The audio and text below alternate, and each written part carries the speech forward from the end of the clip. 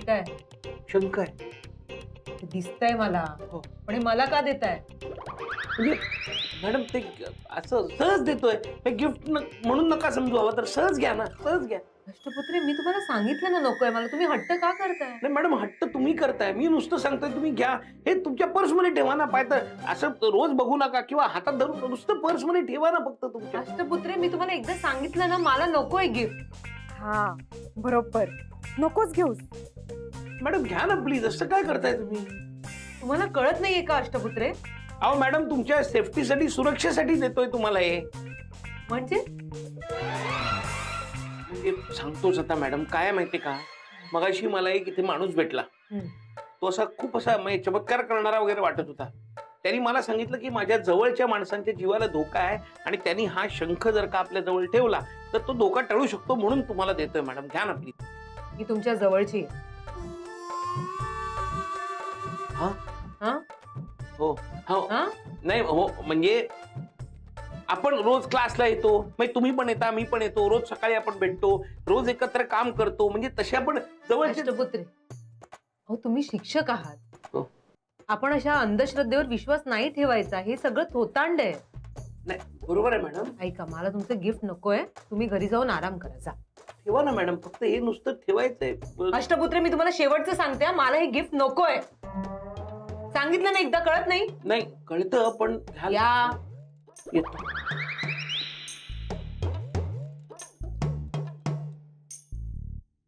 वा वा, ही जर असं वागणार असेल तर माझं काम सोपं आहे.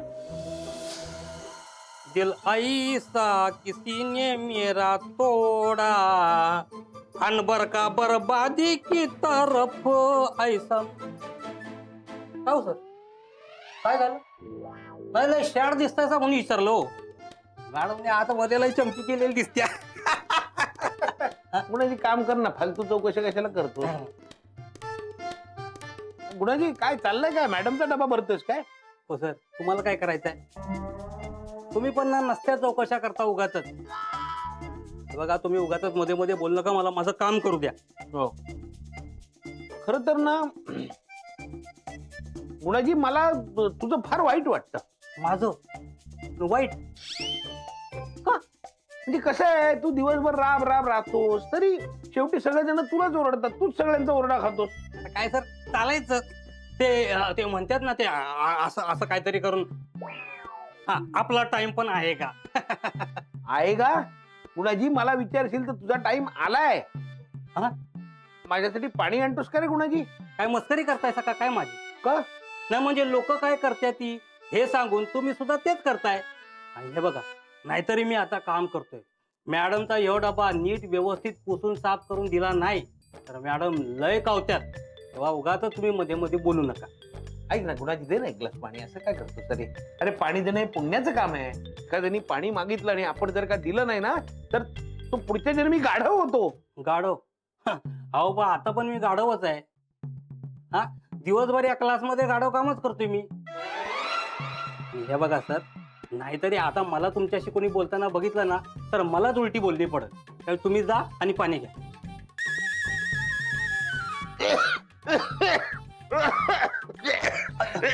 गुणाजी पाणी आणतो आणतो आणतो पाणी आणतो.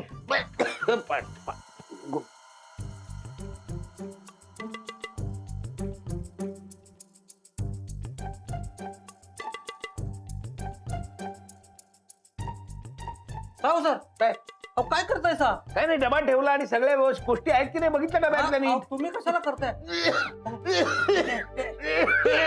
पाणी. गुणाजी, धन्यवाद, पाणी दिलंस तू. काय आता तू गाढव होणार नाहीस, पुढच्या जन्मी माणूसच राहतील. म्हणजे तुला सुद्धा पुण्य लाभलं आणि मला सुद्धा पुण्य लाभलं. आणि मी गाढवांची संख्या एकाने कमी केली नाही का? वा वा वा सर, लय लय लय उपकार झाले बघा. हा, नाही म्हणजे आता पुढच्या जन्मी मी गाढव नाही होणार, आता मी माणसातच राहणार आहे की नाही? पटकन ते डबा नेऊन दे ना. त्या डबा नेऊन दे. जा, जा. अजून किती लोकांचे शिव्या शाप खावे लागणार आहेत. पण एक बरं आहे, शंख निदान मॅडमच्या जवळ तरी राहील. अजून घरी आला नाहीये. बघा बघा पत्ता नाहीये त्याचा. आता येऊ दे त्याला घरी, वाटच लावते त्याची. 4 पैसे काय कमवायला लागला, शेफारलाय तो. त्याच्या वागण्याला ना काही ताळतंत्रच उरलेला नाहीये. रात्र रात्र घराच्या बाहेर काय राहतो. आता आता दिवस संपत आलाय बघा, अजून त्याचा पत्ता नाहीये.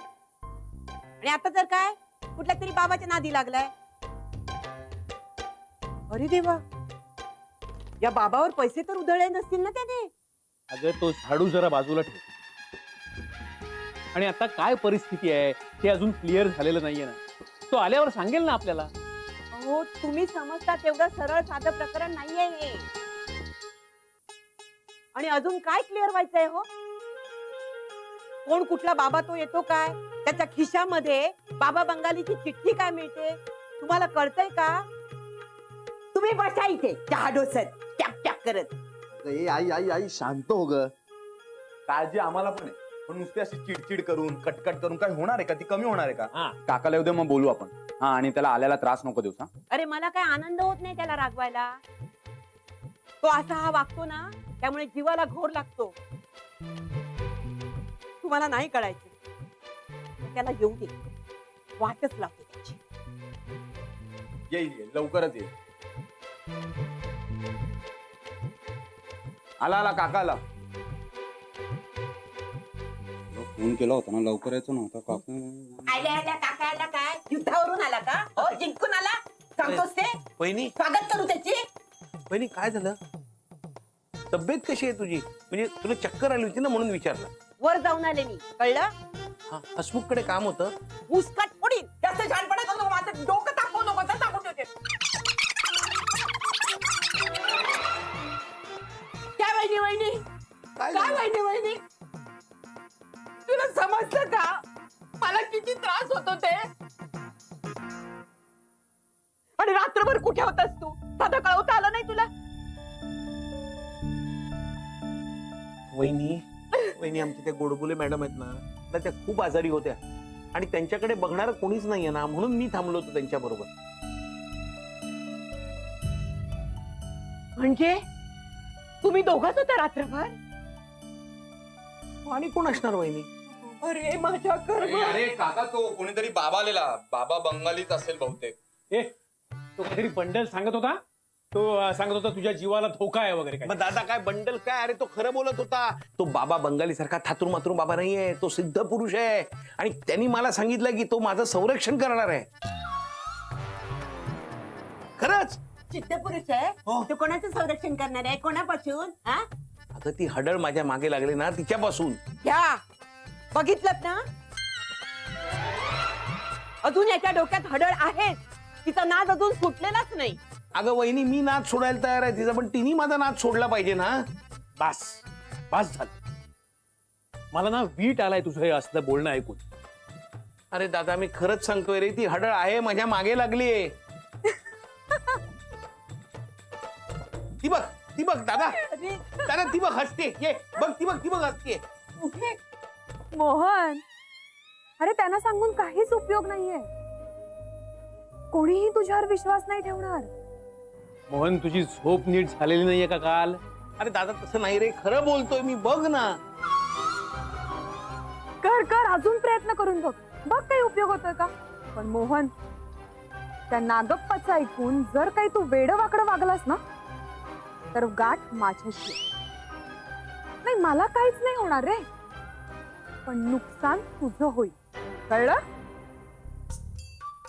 काय करू म्हणजे यांचा विश्वास बसेल. काही करू नकोस, नेहमी सारखा क्लासला जायला लाग, कळलं. आणि आता बुवाबाजी बस झाली, त्यांच्या नादाला लागू नकोस तू. वहिनी, मी त्याच्या मागे लागत नाहीये, पण मी सांगतोय ते खरं आहे. ती हडळ माझ्या मागे लागली. त्याशिवाय का नागप्पा मला भेटायला आला असता. शिवाय त्यांनी आपल्या रक्षणासाठी मला हे पण दिलंय. काय शंख. दादा, अरे इतका शंख करायची काय गरज आहे. साधा शंख आहे हा.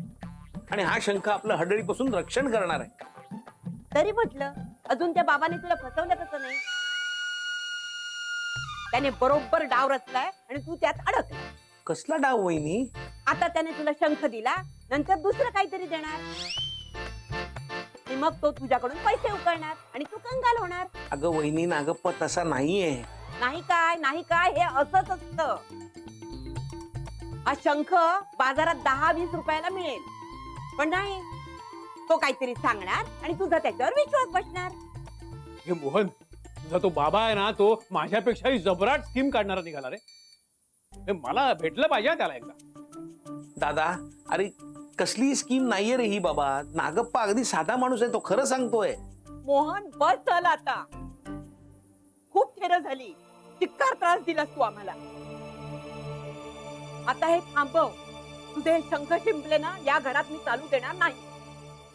आत्ताच्या आता टाकून देते बाहेर, कळलं? वहिनी मी नाही ऐकणार तुझं. हा शंख मी नाही टाकणार. हा शंख मी घरात ठेवणार, आपलं रक्षण करेल. मोहन पास झालं. आता मी तुला शेवटचं सांगते. या घरात एक तर तू तरी राहशील, नाहीतर हा शंख तरी राहील, कळलं? हा. वहिनी ऐक माझं. मला काही ऐकायचं नाही. वहिनी ऐक. मी बोलतो तिच्याशी. शंख आणतोय. दिगो अरे तुला मी असा बुवाबाजीच्या नादाला लागणारा माणूस वाटलो का रे? मी जाईन का या गोष्टींच्या वाटेला?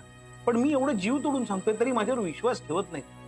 एक छोटीशी वस्तू घरात ठेवून जर का आपलं रक्षण होणार असेल तर काय हरकत आहे सांग. बरं ऐक काका, आई बाबा कोणीच तुझ्यावरती विश्वास ठेवणार नाही, पण तू बोलतोस तर मी हा शंख घरी ठेवतो. थँक्यू. तू तरी माझ्यावर विश्वास ठेवलास बाबा. अरे बाबा मी तुला लाख समजून घेईल, पण ही लोक नाही समजून घेणार, कारण तुझ्याकडे पुरावा नाहीये. सो तू उगाच कोणाला काही कन्व्हिन्स करायला जाऊ नको. आता मी हा शंख ठेवतो, कोणाला काही बोलू नको. एक तिकडे ठेवू नको. आतमध्ये कुठेतरी ठेव. आतमध्ये कुठेतरी ठेव. दोन्ही शंख योग्य ठिकाणी गेलेत. आमच्या घरी शंख ठेवलाय आणि गोडबोले बाईंनी शंख पाहिलाच असेल. आता बघूया ना तुम्ही काय करता ते.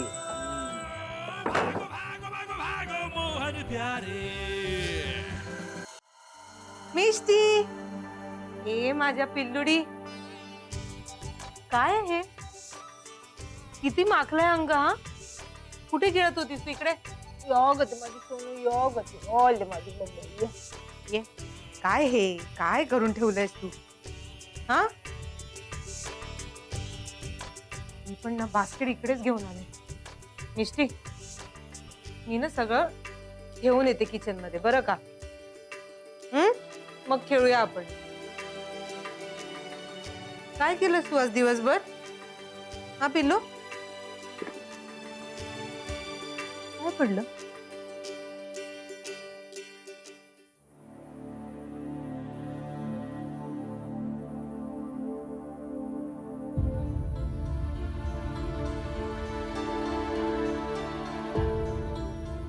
अष्टपुत्रींना सांगितलं होतं हे गिफ्ट नको आहेत मला, तरी माझ्या नकळत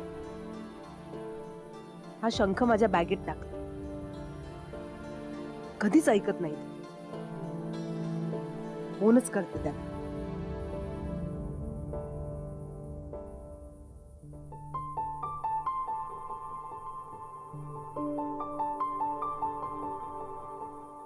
आण रे मोनू, प्रचंड भूक लागले. हो हो दादा, आलो आलो आलो आलो. ठीक आहे ठीक आहे. दादा जरा घे ना, मी फोन आलाय.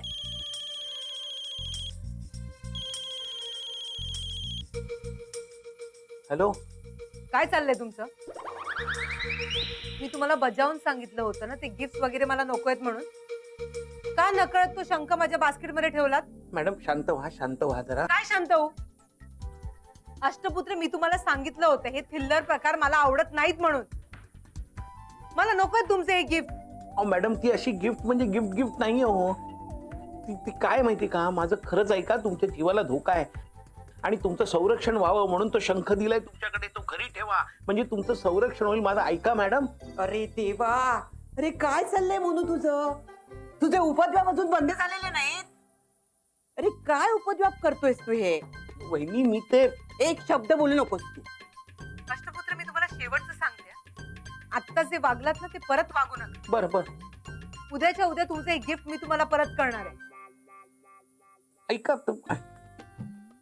कोणीच माझ्यावर विश्वास ठेव. कोणीतरी माझा ऐका रे. काय ऐका? काय ऐकायचंय मला सांग, मी ऐकते. सांग. वहिनी अजिबात बोलू नकोस तू. अरे त्या गोडबोले बाईला सुद्धा पटलं नाही ना, कुणालाच पटणार नाही. तुझा काय प्रॉब्लेम आहे माहितीये म्हणून? तू साधा आहेस, भोळा आहेस, वेंदळा आहेस, म्हणून तुला सगळे गुंडाळून ठेवतात. अगं वहिनी, असं कोणी कसं गुंडाळून ठेवेल? माझं ऐक जरा. नाही तर काय, कोण कुठला तो माणूस, तो काहीतरी बरळतो आणि तू त्याच्यावर विश्वास ठेवतोस. बघ मी तुला सांगतो, सगळं कोतांड असतं ना ते. दादा माझं ऐक रे, मी असं उगाच सांगत नाहीये. दिगू तू तरी बोल ना. मी काय बोलू यावर? मला काहीच कळत नाहीये. तुला काही कळलं नाही ना तरी मला सगळं कळतंय. कळलं? मी शेवटचं सांगते, त्या बाबाच्या नादी लागलायस ना ते सोड आता. त्या बाबाच्या नादी लागून तू घरच्या लोकांना दूर लोटतोयस, दुखावतोयस तू. समजलं का? दूर लोटतोयस. हे चालणार नाहीये. शेवटचं सांगते तुला. तुला चालणार आहे का हे? नाही ना. मग काका, हे बघ, शेवटचं सांगते तुम्हाला, कोणीही त्याला सहानुभूती दाखवायची नाही. कळलं? जरा शहाणपणा येऊ दे त्याला. नुसता वेंधळा झालाय, सतत गोंजारत राहिलो ना आपण, म्हणून असा भोळा राहिलाय तो. शहाणपणा येत नाहीये त्याला. काय सांगते ते लक्षात ठेवा. किती वेळा सांगायचं तेच तेच तेच तेच. आणि हो, उद्यापासून त्याच्याशी एक चकार शब्द बोलायचा नाही. दुर्लक्ष करायचं त्याच्याकडे. येऊ देत जरा टाळ्यावर. किती समजावून सांगायचं या लोकांना, पण त्यांना समजतच नसेल तर मी तरी काय करणार? मी जे काही करतोय ते सगळं त्यांच्यासाठी करतोय, त्यांच्या सुरक्षेसाठी करतोय. इतके वेळा त्यांना समजावून सांगण्याचा प्रयत्न केला पण त्यांना समजतच नाही. काय करावं? मलाही प्रश्न पडलाय, मी करतोय ते बरोबर करतोय की नाही? नागप्पा एकच असा आहे जो मधूबद्दल माझ्याशी बोलतोय, पण वहिनी म्हणते तसं तो भामटा असेल तर तो मला मदत का करत असेल? काहीच कळेन असं झालंय. खर तर मी त्यांच्यासाठी हे करतोय, त्यांच्या सुरक्षेसाठी हे करतोय. त्यांना ते कळत नाहीये आणि तेच दुखावले जात आहे.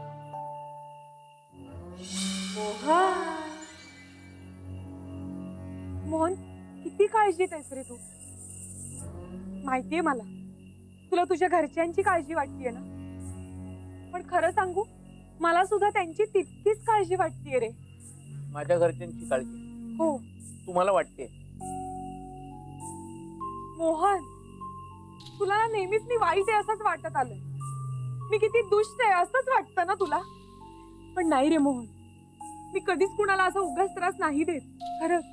आणि आता तुझ्या घरचे तेच माझ्या घरचे पण आहेत ना, मग त्यांना मी का त्रास देईन सांग? माझ्यामुळे त्यांच्या जीवाला धोका का असेल सांग? हे सगळं ना त्या नागप्पाने तुझ्या डोक्यात भरवलंय. त्याचं ऐकून तू ते शंख घरी घेऊन आलास आणि नसता घोळ घालून ठेवला. मोहन, अरे ते शंख तुझ्या नुसते जवळ आले तरी तू तुझ्या घरच्यांना आत्ताच गमावून बसलास. ऐक माझं मोहन, त्या नागप्पाने तुला जे काही सांगितलंय ना ते विसरून जा. हा, आणि ते शंख आहेत ना ते आधी फेकून दे. कशाला हवेत तुला? ते फेकून. या म्हणतायत त्यात काही तथ्य असेल का? नागप्पाशी भेटल्यानंतरच सगळ्यांबरोबर माझे खटके उडत आहेत. काय करावं त्या शंखांचं? मोहन, ऐकतोस ना? ऐकशील ना माझं? मी काय सांगते ते करशील ना? मोहन, तू खूप साधा आहेस रे, खूप भोळा आहेस. तुला कोणी येतं आणि फसवून जात. पण मला काळजी वाटते रे तुझी. हे बघ, तू जसा आहेस ना तसाच राहा. मी आहे ना तुझ्या सोबत. हा,